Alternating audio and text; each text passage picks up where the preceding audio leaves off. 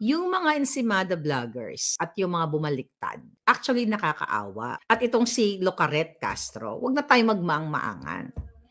I have a lot of evidence na may mga ebidensya kasi na ito ay protection na hindi mo pwedeng ipakita. Depende na lang kung aatakihin ka ng mga taong ito. Okay? So far, tahimik sila. Wag na kayong well, you guys are, smart naman. Tira ng tira kay Sara, tira ng tira kay Pangulong Duterte. Lumubo na nga sila. Lumubo itong mga ensimada vloggers na lumalamon sa kaban ng bayan. Wag na kayong you know what? Nakakatawa kasi. Alam mo, dito ko nakikita, even yung mga taong kakilala ko in the past, na akala mo may paninindigan, may pinaglalaban, kapag pera pala ay uhaw sila. Kahit magmumukha silang tanga, sumusunod sila. Kasi yung iba, takot na ganituhin, na makasuhan ng administrasyon. Ang marami dyan. Ang iba mga bumabaliktad, kaya sila bumaliktad dahil kakasuhan sila ni Lisa Tanas. Yung ibang mga bumaliktad, takot sila nakasuhan o ipapatay ni Lisa Tanas at ni Bangag. So yan yung totoo. Even yung mga taong kakilala ko in the past, wag na tayong maggaguhan. Yun nga lang, naaawa lang din ako sa kanila. Imagine mo talagang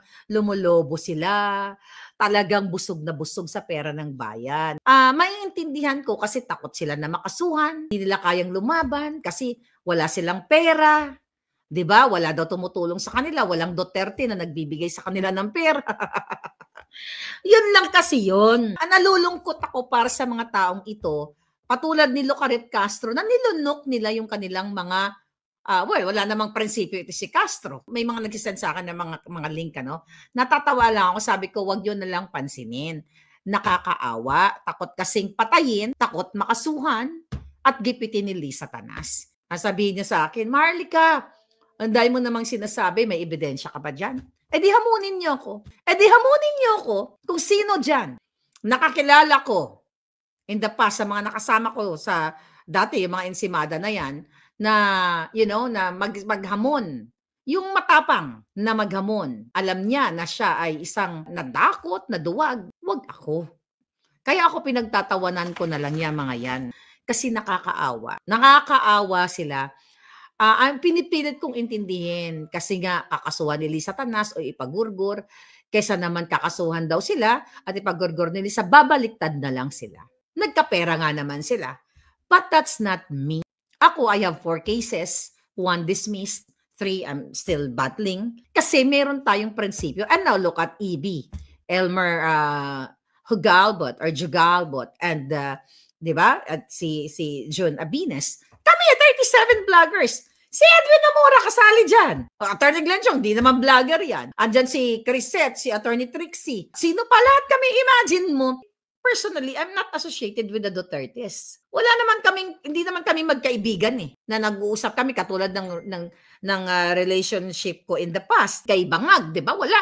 I'm just fighting kung ano yung totoo, kung ano yung paninindigan ko. Maiintindihan ba natin yung mga vlogger na bumaliktad dahil unang-una takot silang makasuhan? Takot sila kay Lisa na gurgurin sila? Gipitin sila? Yan yung totoo. Huwag na tayong magmaang-maangan. Huwag na tayong, dapat nga to, mahimik na lang kayo Huwag na tayong maggaguhan. Ako, may pagmamalaki ko sa inyo, nalalabanan ko ito hanggang sa huling hininga ko na hindi ako babaliktad.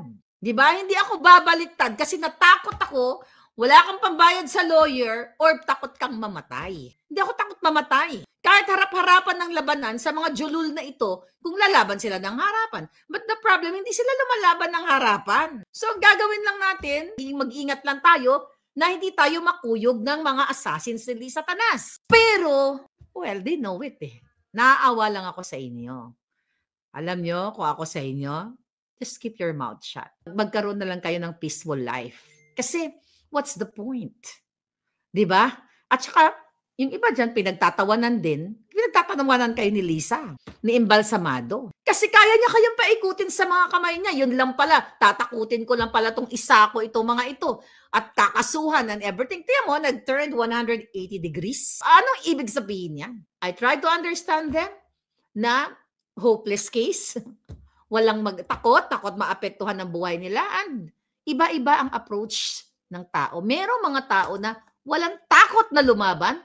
And congratulations to the 37 vloggers, kami, at hindi pa vloggers na napilit na ginigipit. I salute you guys. Kasi ibig sabihin po, tangay na palaban kayo, maisog. Ang lalo na kayo nasa Pilipinas. Lalo na kayo nandiyan. Tangay na dapat talagang magkaroon ng talagang itong 37 vloggers na ito, ipakita ninyo na solid kayo sa Pilipino. Pero sa ganitong panggigipit ni Lisa Tanas, di ba nga junior, ginagamit nilang mouthpiece si Manang Bola. Ba, baby, bobo! Panagutin ang mga vlogger, 'di ba? Parang tangang buwaka ng Genemis. Ibig sabihin, kailangan nating maging solid kasi alam mo, maganda rin 'to nangyayari sa atin. Tapos nakikita natin na hindi dapat pala tayo nagbabakayan kasi isa yung layunin natin.